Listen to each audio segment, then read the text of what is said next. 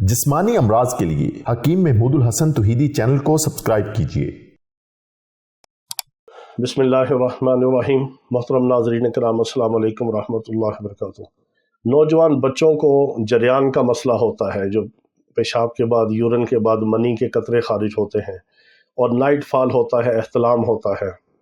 اسی طرح ذکاوت حس کا مسئلہ ہوتا ہے، جریان ہو، احتلام ہو، صورت انزال ہو یا ذکاوت حس ہو۔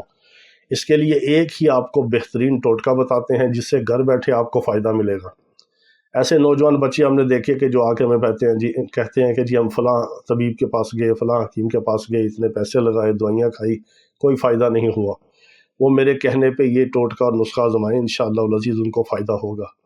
آپ نے یہ کرنا ہے کہ 1 گرام ادرک، 1 گرام آپ نے اجوائن دیسی، اور 2 گرام آپ نے سونف ڈال کے اس کا پانی بنا کے آپ نے پکانا ہے، اور اس کو آپ نے دن میں 2 بار پینا ہے۔ صبح ناشتے سے پہلے آدھا گھنٹہ، رات کے کھانے کے 1 گھنٹہ بعد۔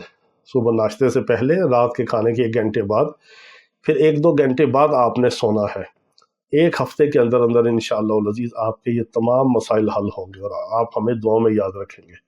اللہ رب العزت تمام بیماروں کو شفائے کاملہ عاجلہ مستمرہ عطا فرمائے۔ وآخر دعوانا ان الحمد للہ رب العالمین۔